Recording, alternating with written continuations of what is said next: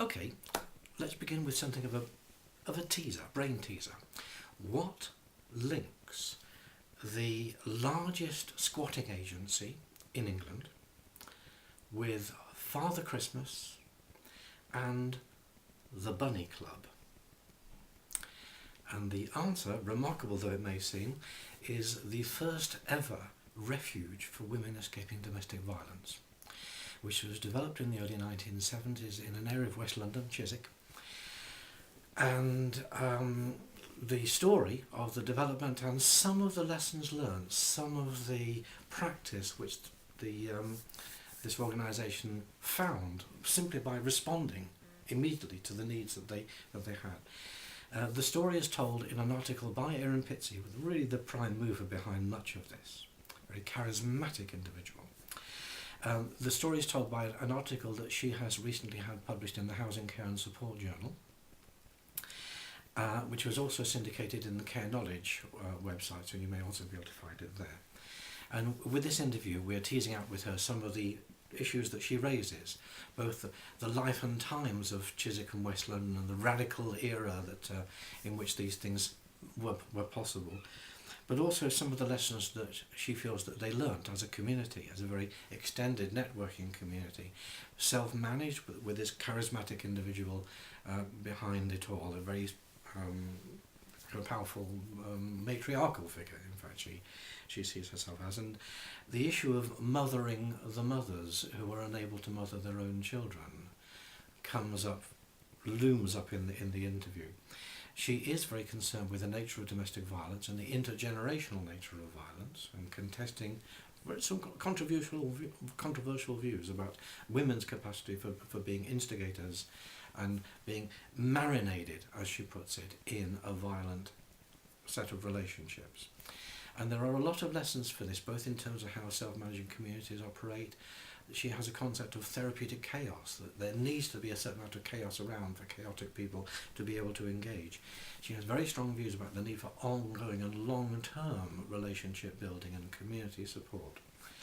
And I think there are a lot of lessons in this, not just, certainly not solely, for services working with domestic violence, but for all of those of us working with individuals with very entrenched and dysfunctional lifestyles, whether or not we would call this a personality disorder or traumatic stress disorder or whatever.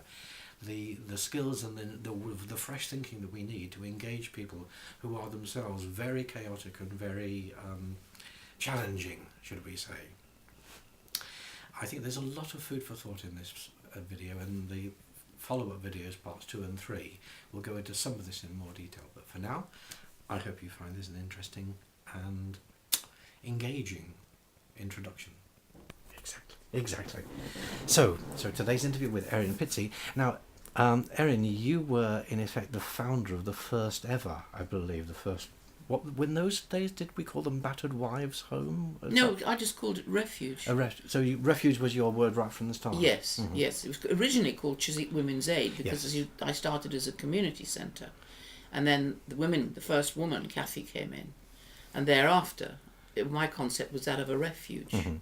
And there was nothing like it anywhere at the point. That's what made it so difficult, because there was nothing for me to read. There was no experience I could go to. And it was a completely different, even though all the agencies knew what was going on behind people's front doors. Everybody knew. Nobody ever talked about it. It was kind of an omerta, silence. Right. And as you say in the article in Housing Care and Support, the late 60s was a time when there was change bubbling up. Oh, it was anarchic. And lots of old ways of doing the things were suddenly erupted. And in an extraordinary way, as the class barriers came crashing down, the young students from universities moved into the streets along with the people who lived on the streets, and both sides, in a very creative way, helped each other out. And for instance, there was a man who had the squatting agency, Rough Tough Cream Puff. Ah, yes. And I'm still in touch with him. And he used to put out a radio station which used to move around with the police after him, telling everybody where all the best squats were. And we people were people who would come in and rebuild the squats alongside the people who were squatting. That's how we became the biggest squatting agency in England. We were. Meaning the refuge group? Yes, oh yes. Because once we got bottlenecked and nobody would... The boroughs losing the women that came to us refused to rehouse them, and they couldn't anyway. It's too dangerous. You can't be rehoused. Yes, you must go to you must move to a completely different area. Out of the territory of the violent partner. And Hounslow would refuse to do anything for people coming in. So we were stuck, and that's when we began our squatting programs. We owned houses all over England, actually. And the Palm Court Hotel, which was a huge hotel in Richmond. Ah, this is the hotel that you mentioned in the article. Yes, it had 45 private suites. So we had a very big community there. We had houses in Bristol, we had houses all over the place. And in fact, several streets in Notting Hill Gate, a whole street in Chiswick, quite near the refuge. Because they were those bijou cottages that had been done up to be sold off, and Hounslow hadn't bothered, so we took it one just before Christmas. Whole road. I put all our camping equipment in. So when the men were sent to turn off the electricity and the gas, they could see the lights going up in the houses. I hadn't realised it was on such a scale. Oh yes. Even from reading your article, Yes. I know you talked about it growing Yes. and moving on, but I hadn't realised. So how many properties in the end? Never mind in the number of individuals. I would think, but I was taking in just around 1,000 mothers and kids a year, and then we were filtering through all the various places that we had. And I suppose it was such a huge threat because it was a big, anarchic, self-governing community. And I ran it like a big shambolic family. So you had the mother house, which is the crisis refuge. Then you had your second stage houses. So anybody going through and finally, say, getting rehoused in Bristol after 3 or 4 years in those days, if anything happened to them, they could always come back and start again. And they all used to come back for Christmas, which was a nightmare. With the kids as well. So but then we had the Palm Court Hotel. Right.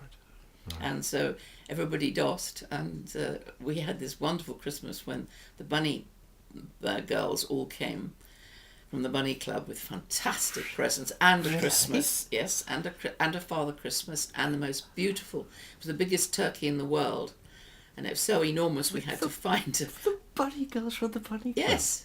Oh yes, and the boys kept throwing things on the ground, so they had to bend down. What an extraordinary time! What an extraordinary time! It was, but you can imagine what a threat it was to the British establishment because it was out of control. Well, you were demonised first of all, by the local press and the local vicar, fulminating and preaching against you, and it went on and on and on because essentially, we were saying to the various agencies, what you're doing is no good at all because these are the people that most need your help. And you have no idea how to help them because you're based on punishing them, and you can't punish people better. But you were really the first person, certainly with any public profile, you were the first person to start saying women can also be violent. Oh, absolutely. Well, my mother. And have that long history of violence which they're reenacting. Now, these days, I suppose, with the more awareness of mental health problems and of things like personality disorder, it doesn't seem quite as shocking, or possibly it doesn't seem quite so shocking to me, somebody coming from my kind of background. But in those days, it was a pretty shocking idea, even if you weren't necessarily a Marxist feminist.